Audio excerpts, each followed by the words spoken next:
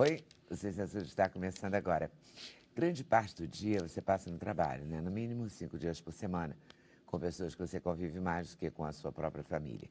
Então, o melhor é que o ambiente profissional seja o mais agradável possível, embora às vezes você tenha sentimentos como a raiva, por exemplo. É sobre como driblar a raiva no trabalho, nosso assunto com o escritor Luiz Gabriel Thiago, o Senhor Gentileza. Será que um médico se irrita ou se incomoda ao responder sempre as mesmas perguntas? O nutrólogo Paulo Guzmão está lançando o livro Doutor, só mais uma dúvida? Uma seleção das perguntas mais frequentes que ele ouve sobre saúde, bem-estar, atividade física, alimentação, enfim, todas as perguntas que a gente faz aos médicos nos consultórios. Alimentação e gastronomia são assuntos do chefe e empreendedor social Davi Hertz. O mais novo projeto da ONG Gastromotiva, dirigida por ele, é um refeitório. O trabalho da ONG é oferecer diariamente alimentação a pessoas em situação de vulnerabilidade social. Os alimentos são todos doados. Nós vamos conhecer mais sobre esse projeto conversando com o Davi. Além de preparo físico, uma outra coisa, e das medalhas, né, todas, chamou a atenção da gente em relação ao nadador americano Michael Phelps. As manchas avermelhadas que ele tinha nas costas, nos braços. Essas manchas são resultado de uma terapia que o Phelps usa para relaxar e aliviar os músculos, a ventosa terapia. Quem vai explicar como funciona é o educador físico, especialista em acupuntura, Almir Pimenta. A vida conturbada do cantor Wilson Simonal é tema do musical Show em Simonal. Simonal foi um dos maiores ídolos da nossa música, dono de vários sucessos que tocam até hoje, animam festas, shows. Enfim, Simonal é um sucesso, uma marca da música brasileira. O ator Ícaro Silva está fazendo o Simonal num musical. E vai até cantar aqui, isso mesmo? Uhum. É. Recebemos Ícaro e Simonal ao mesmo tempo. Para a realização desse programa, contamos com a participação de vocês, nossos debatedores fixos, por e-mail, Twitter, Instagram e Facebook. Vamos falar logo dessas ventosas. Essas marcas vermelhas aqui não dói, não? Então, Leda, Ó, como é que o rapaz as ficou? ventosas, segundo estudos, né, eu já li alguns livros, não se tem uma data muito correta de quando elas surgiram, tá? Sabe-se que elas já foram usadas pelos gregos, tem-se mais ou menos uma ideia de que elas surgiram em torno de 1500 a.C., por aí. E Né? veio da China? Sim, da China. Geralmente, o que Essas se coisas sempre sabe são da sempre China. são da China, né? Inicialmente, Leda, elas eram a ventosa não era como ela é hoje. Deixa eu só mostrar aqui só um minuto, me dá licença. Ah, você hoje, trouxe? Trouxe. Nós temos hoje em dia ventosas de vidro, né? Com as ventosas de vidro, o terapeuta pega uma tesoura, passa algodão, embebeda no álcool, acende. E aí o que ele faz? Ele joga o fogo aqui dentro rapidamente e coloca no corpo, para dar vácuo, né? E a ventosa sugar. Aí também foi inventado o quê? A gente tem como material de trabalho também a ventosa em acrílico, né? Aqui, ó, se puder mostrar. Olha como essas é que fica, ventosas né, no corpo aqui. exato. A Essas gente são tem de umas vidro, fotos. né? Não sei, mas Essas aqui a gente ventosas- está tentando mostrar como é que funciona. Sim. Você tem Essas de também de acrílico acrílico. já são diferentes, né? Você pega ela aqui, segura, coloca aqui nessa ponta, encosta na pele. Olha só o que acontece com a minha mão. Eu dou sucção com a mão, ó. Olha lá como é que fica a minha mão, tá? E aqui eu posso controlar a pressão que eu quero. Já na ventosa de vidro é um pouquinho mais difícil, né? O terapeuta tem que ter um pouquinho de experiência para poder colocar a pressão que ele quer, né, no paciente, tá vendo, ó? Aqui, ó. E aí eu posso tirar, ela fica. E ela tem um pininho que eu solto aqui também, ela solta. Bem moderna essa, né? Essas são posso dizer que são as mais modernas. São as de acrílico. Os americanos né? interpretando os chineses, né? Exatamente, né? Inclusive, Leda, Qual a fabricação dessa? Deixa eu ver, deixa aqui. coreana. Coreana, então são os são coreanos. Eles não são chineses. fáceis. Desaprontam mesmo. Cara, é um monte de coisa, né? Bastante. Tem, as pequenininhas são tem para colocar na pequena, face, em lugares de acesso mais dificultado Pode que a mexer, boca. né? Depois você vai Pode, fica à esterilizar, vontade. claro, né? Fica à vontade. Nem tanto, porque eu não estou conseguindo tirar aqui. Pode puxar, força. Então, essas Aqui, pequenininhas ó. são para o rosto, para locais de difícil colocação, né? Enfim. Aí você tem Vários tamanhos. vários né? tamanhos e formas, né? Essa aqui é mais ovulada, né? Ah, cada uma serve para uma coisa? Exato. Tamanho. Essa daqui, a enfim. boca é totalmente diferente. Ó. É, exatamente. Para regiões mais difíceis, né? Por exemplo, se você quiser colocar aqui, ó, aqui já fica mais fácil.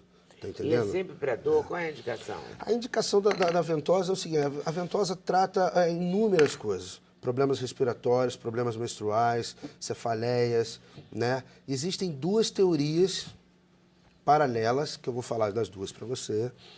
É o seguinte, a teoria ocidental, a gente considera o quê? Duas coisas acontecem quando você aplica ventosa. Você tem uma irrigação sanguínea superficial maior, por quê? Porque a ventosa puxa o sangue, né, para a superfície. Né? Essa seria um efeito fisiológico na visão ocidental. Né? Estava até conversando com o Paulo ali antes de iniciar aqui Eu tinha metralhado ele entrevista. com milhões de Ele perguntas. já me metralhou antes, eu já fiz uma prévia da entrevista com foi ele. bom, né? Ele fez Foi um bom. treinamento com você, Exato. mas eu não sei de nada. E aí só o que ele segundo vai efeito que a gente tem com a ventosa, qual é, Leda? É o seguinte, o atleta, quando ele excede os limites do ser humano, porque o que o atleta faz? Ele nada mais faz do que buscar o quê? Exceder, bater recorde sempre, né? Então, um atleta, para vocês terem uma ideia, o atleta treina em torno de 4 a 8 horas por dia. Isso é muito extenuante, faz com que ele perca muitos sais minerais. E um efeito que ele tem orgânico é o quê? O que o atleta sente quando ele acaba de sair de uma prova? Houve um grande número de contrações musculares e com isso você tem o quê? Você tem um acúmulo de resíduos metabólicos, né? E antigamente havia uma teoria que dizia o seguinte, que a culpa era do ácido lático, né? Coitado do ácido lático, pagava todo o pato. Hoje, não é mais? Não. Foi absolvido mas o ácido não foi totalmente. Irmão né? do ovo, o ácido Hoje, coitado do Foi ovo, absorvido né? também. Então, mas o que acontece? Hoje em dia eles já chegaram a uma outra conclusão, que é o quê? O que causa dor no atleta? O acúmulo de resíduos metabólicos, nessa o ácido lático também entra, só que aí nas terminações nervosas, onde há o axônio, a célula nervosa, onde ela inerva os músculos, ela fica estrangulada devido ao cúmulo de resíduos metabólicos. Olha que interessante. Você faz um alongamento, né? Na verdade. Não. Fisiologicamente, o que acontece quando acontece esse... Fica tudo tenso, esse assim, esse você acúmulo puxa. de resíduos metabólicos, ele faz o que com o pH do corpo? Não sei. Você deve fazer O uma pH, circulação. o que é o Você faz aqui pH? atrás, O pH esse é a medida de hidrogênio, vamos dizer assim, de uma Você faz isso que substância. ficou concentrado, se espalhar na corrente sanguínea, é isso? Calma, vou chegar lá. Fica ácido. O sangue fica ácido, a região fica acidificada. E qual é um dos princípios, o segundo princípio da ventosa que eu queria te falar? Ela, pela pressão que ela dá na pele, ela realiza uma troca gasosa e aquela região, a gente consegue fazer o que com a ventosa? Transformar ela de uma região ácida, né, que estava ácida, para alcalina. E o organismo, quando ele está mais alcalino, ele funciona melhor. Né? Tanto que a criança, quando nós nascemos, né, já está provado cientificamente isso, as crianças são mais alcalinas. Né? O pH sanguíneo, qual é a medida do pH sanguíneo? Em torno de 7,3. Né? Quando esse pH varia, a gente tem o quê? Qualquer disfunção orgânica. Né? O que eu estou querendo saber é se a ventosa funciona para uma consequência do exercício. Sim. Então ela funcionaria... Como também previne. Sim, mas Melhora ela funciona também para quem não é atleta, pelo menos Sim, não atleta de alta performance, pessoas comuns, com certeza. poderiam fazer a ventosa para que Cefaleia, tipo de problemas patologia? respiratórios, uma gripe, um resfriado, inúmeras doenças. Fica difícil eu enumerar aqui porque são muitas. A ventosa terapia, ela é uma das terapias utilizadas na medicina chinesa. Inclusive, Leda, quando a gente vai fazer um curso de acupuntura, eu quando cheguei no curso de acupuntura, cheguei tudo animadinho. Falei, só acupuntura. Daqui a pouco eu tive aula de fitoterapia, eu tive um pouco de shiatsu, eu tive um pouco de eletroestimulação, eu tive ventosa terapia, eu tive auriculoterapia. Então, o que a gente descobre? Que, na realidade, quando a gente faz um curso de acupuntura, a gente está fazendo um curso das terapias chinesas, que é a medicina tradicional chinesa, né? O carro-chefe é a acupuntura? É, mas a base de todas essas terapias, elas se fundamentam em alguns fundamentos. Quais são? O Yin e o Yang, né, que é o Tao, os 5 elementos e os meridianos. E tudo é circulação de energia. O que o chinês diz? Que o atleta, quando ele faz acaba uma prova que ele sente dor, o que está acontecendo ali para o chinês? Isso na teoria da MTC, da medicina tradicional chinesa. Um acúmulo de energia ali. O que a ventosa faz? Ela dissipa aquela estagnação de energia local, fazendo com que haja um alívio para o atleta, né? E ele possa retornar mais rápido para uma nova prova, por exemplo. Eu vou citar para você como exemplo, vou te dar um exemplo. Por exemplo, os acupunturistas são muito úteis nos clubes, é que as pessoas ainda não têm conhecimento disso. Qual é o desejo de todo treinador, de qualquer modalidade que seja? Futebol, vôlei, basquete, qual é o desejo dele? É poder dar o maior número de treinamentos possíveis para aquele atleta, não é isso? Só que a teoria do treinamento desportivo já está provado cientificamente, devido a esses resíduos metabólicos, que se você treina muito, por exemplo, você dá um treinamento extenuante para o seu atleta. Se ele for um treinamento muito forte, você vai precisar de, no mínimo, umas 48 horas, 36 horas, para o seu atleta se recuperar metabolicamente daquele esforço que ele fez. Se você utilizar as terapias da medicina chinesa, bem mais rápido. Além de você ter um outro benefício muito importante. Por exemplo, a minha ex-professora, Suzette Collor-Rossetto, ela escreveu um livro que é Acupuntura nos Esportes.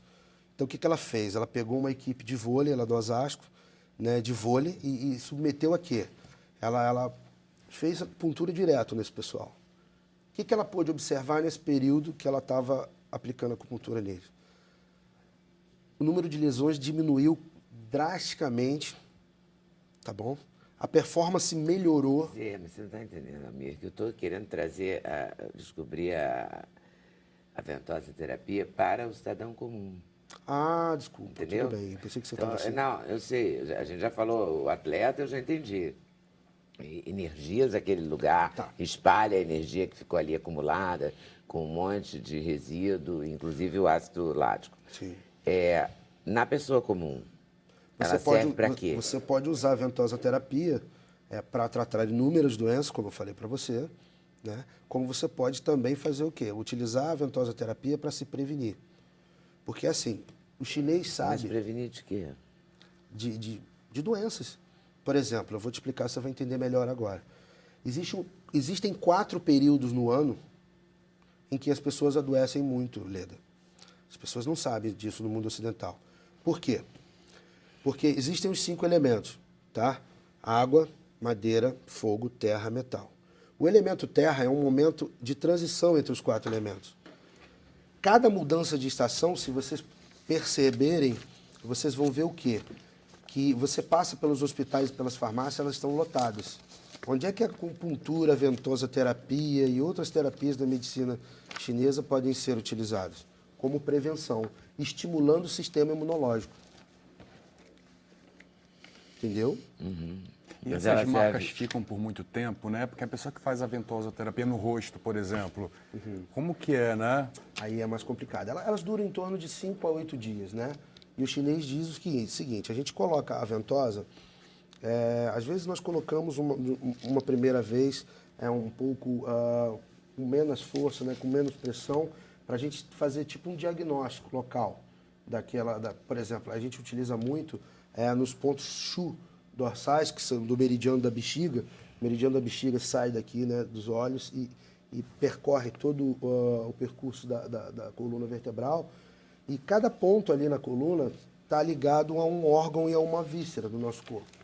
Então, conforme você bota, vamos supor, a gente quer fazer um diagnóstico dos órgãos e vísceras de uma pessoa. A gente coloca as ventosas com a mesma pressão, todas elas, ou próxima, né, da mesma pressão. Claro que a gente não vai acertar, que a gente não está com medidor de pressão ali. Mas aí o que a gente vai perceber na hora de tirar a ventosa? Vão ter manchas que vão estar mais roxas e outras manchas vão estar mais clarinhas. O que isso significa na medicina chinesa? Quando a mancha está roxa, por exemplo, numa região de fígado, ela vai indicar o quê? Que o fígado está com uma doença já avançada. Aí aparece uma manchinha apareceu uma mancha na área do pulmão, mas essa mancha ela é mais clarinha. O que significa isso? Que está se iniciando um processo de desequilíbrio naquele órgão, do yin e do yang daquele órgão. E assim sucessivamente. Volto aí daqui a pouquinho, tá? Perguntas e consultório. O paciente é chato, mas às vezes o médico também é chato, sabia? Você sabe que da última vez aqui eu falei que ia ser gongado de tanto que eu falava. E eu já estou me coçando aqui para fazer pergunta para ele. Não, o negócio é o seguinte, aquele primeiro livro, boa tarde primeiro a todos, né? Aquele primeiro livro que eu trouxe aqui, eu falei muito das bases, dos fundamentos da saúde, né? Importância de sono, intestino, alimentação, hidratação, gerenciamento do estresse. Acho que você escreveu um livro sobre gerenciamento de estresse. Não, sobre raiva. Raiva. Que não deixa de ser uma forma de expressão do estresse, né? E no final do livro eu colocava que eu gostaria de responder perguntas mais pontuais sobre coisas mais do cotidiano, do dia a dia, mas que não faria parte do escopo, acho que ia sair do contexto. E aí eu resolvi escrever esse livro nessa sequência. Na verdade, ele ilustra aquela situação de final de consulta, dentro do consultório, quando você está já terminando ali, fazendo aquelas crente que você vai se livrar do paciente. Você fala aquele então tá, aquele então tá. Eu posso, doutor, só mais uma dúvida, por isso que eu até botei o dedinho aqui, né?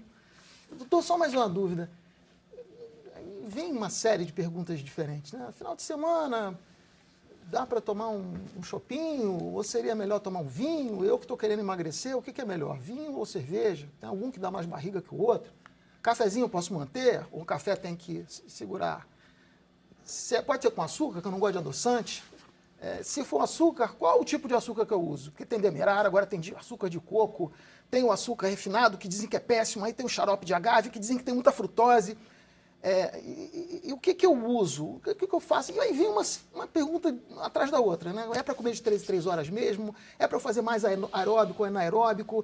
Se eu quiser ganhar massa muscular, eu posso tomar suplemento, whey protein? Se eu tomar whey protein, Enfim, vem uma série de coisas, não todas na mesma hora da consulta. Mas aí eu fui colocando essas questões e vendo que hoje, no tempo da internet, é muito fácil obter as respostas erradas. Porque a internet é uma fonte inesgotável de informação, o que é maravilhoso, mas as pessoas também têm muito acesso à informação errada, né?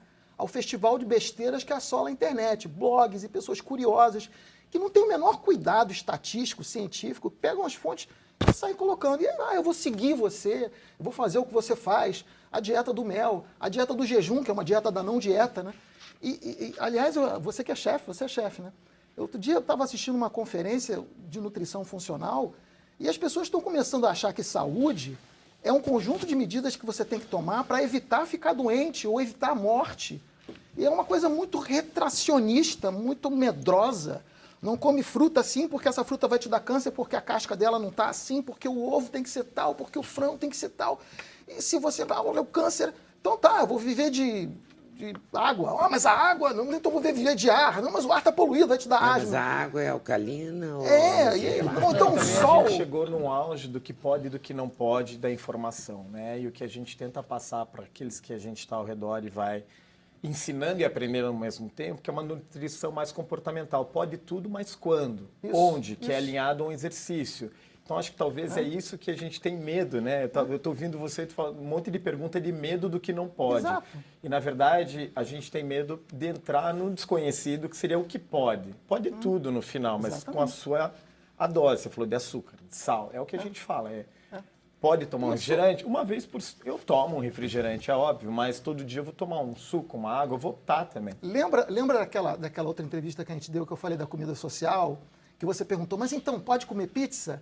Que eu falei que nós somos seres tribais. Quando é que foi essa entrevista? Tem 2 anos, quando eu lancei o outro livro. É. Eu falei que nós somos seres tribais e que às vezes as pessoas chegam... de me dizer essa. Então, as pessoas chegam, às vezes, tá um jantar, todo mundo... A não ser que você tenha um problema de saúde que impeça você de comer determinado tipo de alimento, você evitar de participar, de comungar socialmente de um alimento, porque está dentro de uma dieta restrita, porque você está fazendo o seu saquinho de uma comida sem glúten e tal...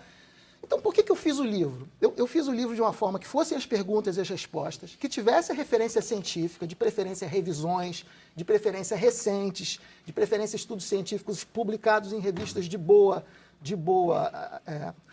fama, de boa credenciamento, mas ao mesmo tempo quis trazer o bom humor. Então, como é que eu fiz? Eu coloquei uns personagens, eu fiz uma narrativa. Então, eu inventei um personagem, uma jornalista super curiosa e super ansiosa, que quer saber das novidades. O marido dela, que tem problemas de saúde, mas ele é cético, acha que tudo é marketing, uma hora pode, uma hora não pode, ninguém sabe o que é, na hora que falam para ele fazer uma coisa, tudo é interesse financeiro. E esses dois, eles me ajudam na construção de um cenário cotidiano e as perguntas vão surgindo naturalmente. Aí aparece o filho deles para almoçar com a gente, o filho deles gosta de fazer musculação e ela tem medo de se ele está fazendo musculação tomando suplemento, se ele vai tomar esteroide anabolizante, se o esteroide anabolizante, o que acontece, como desconfiar que está usando, o que causa. Então eu comecei a escrever o livro sem saber o que eu ia escrever.